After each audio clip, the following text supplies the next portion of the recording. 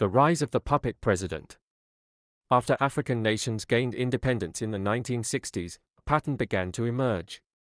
Leaders who challenged Western interests, those who demanded control over their country's resources, industries, and destiny, were systematically removed.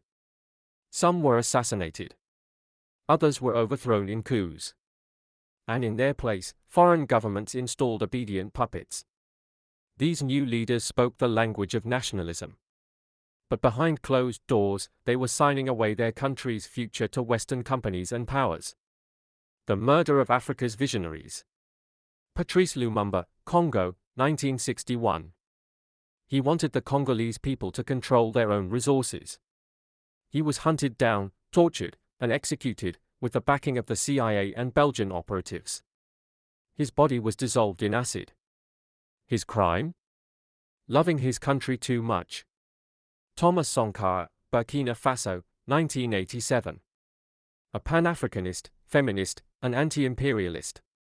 He changed his country's name from Upper Volta to Burkina Faso, the land of upright people.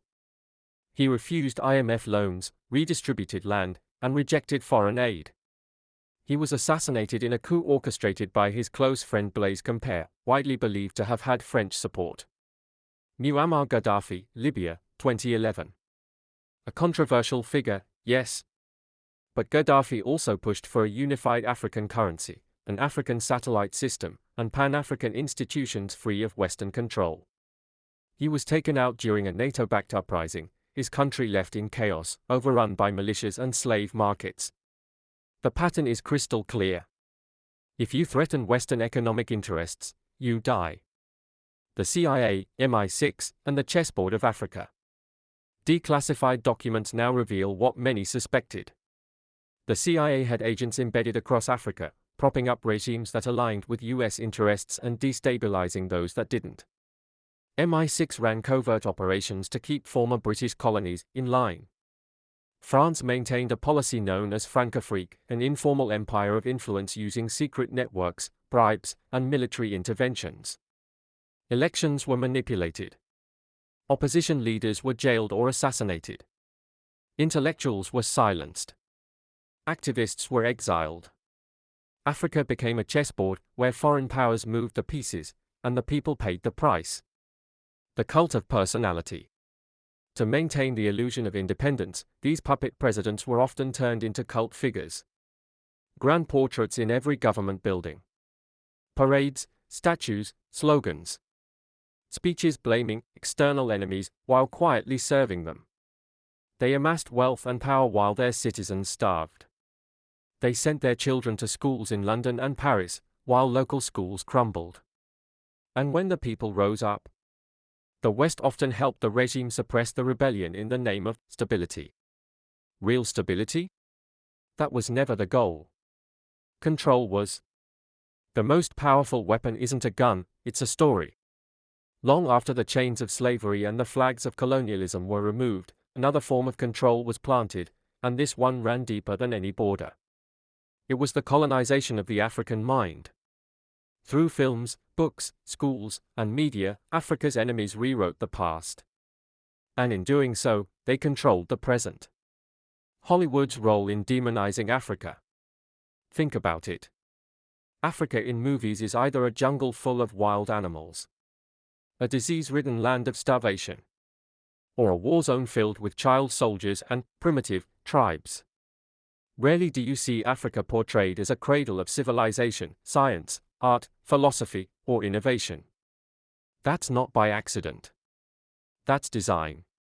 Hollywood, backed by geopolitical interests, crafted the global imagination. The African became the other. A savage. A side character. A charity case. Meanwhile, the West became the savior, the civilizer, the bringer of progress. The education system, teaching Africans to hate themselves. After independence, many African nations kept the colonial education systems, word for word. Children were taught that Europe discovered Africa, that white explorers found rivers and mountains Africans had lived beside for centuries, that African kingdoms were tribes and African leaders were warlords. that colonialism was a civilizing mission, not a brutal system of exploitation. And so generation after generation grew up knowing Shakespeare and Napoleon, but not Sundiata, Nefertiti, or Queen Zinga. They could recite the names of European capitals, but not the empires of Mali, Songhai, Benin, or Aksum. They were taught to speak English or French, but told their native languages were backward. This was not education, it was indoctrination. Media ownership and the control of narrative. Most of the major news agencies covering Africa are still based in the West. BBC, CNN, Reuters, AFP. And what do their stories usually focus on? Coups, corruption, poverty, disease. Rarely do they show African scientists making breakthroughs, African tech hubs booming, Pan-African cultural movements rising, youth-led revolutions and innovation. Why? Because if the world sees Africa as broken, then the exploitation can continue. The sympathy can be weaponized. The interventions can be justified. Charity propaganda, the white savior complex. Do you remember those ads? A white volunteer standing next to hungry African children. Sad music playing. Just $1 a day can save this child. What was the real message? That Africans can't solve their own problems. That Western help is always needed.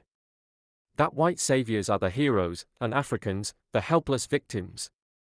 But behind those campaigns were massive NGOs, some of which were deeply tied to governments, corporations, and even intelligence agencies. It wasn't charity. It was branding. It was influence. It was control. Colonialism 2.0 didn't come with a flag. It came with a logo. The illusion of help. After independence, many African nations were hopeful. They had raw materials. They had land. They had youth and ambition. But what they didn't have was capital. So, they turned to the institutions the world claimed were built to help developing nations. The International Monetary Fund, IMF. The World Bank. But these weren't neutral, benevolent organizations. They were tools of control. Debt as the new colonial chain. It started innocently enough, loans to develop infrastructure or stabilize the economy.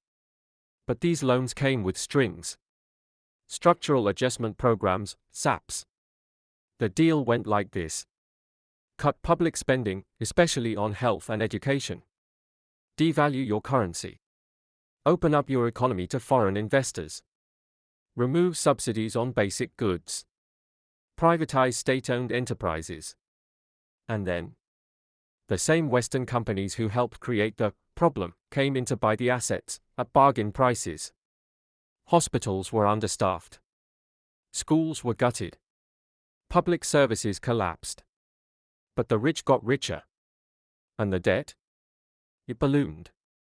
Today, many African countries pay more on debt servicing than they do on healthcare or education. That's not development. That's economic warfare. The endless cycle. Here's how the trap works. African nations borrow money for development. The money often goes to foreign contractors or gets siphoned through corruption. The projects fail or never finish. Debt increases. The IMF or World Bank demand reforms. The country is forced to sell off assets and cut services. The people suffer. Another loan is needed to survive. Repeat. Forever. This is by design, not accident. The hidden power behind the IMF and World Bank. These institutions are not run by Africa. They are controlled by the richest nations on Earth. For example, the United States holds veto power at the IMF. And the heads of these institutions? Always European or American. African voices are minimal in decision-making. And yet, African lives are the most affected. This is economic colonialism. No guns. No soldiers. Just spreadsheets and contracts. China's rise, a new type of influence. In recent decades, China has stepped in, offering loans, building infrastructure,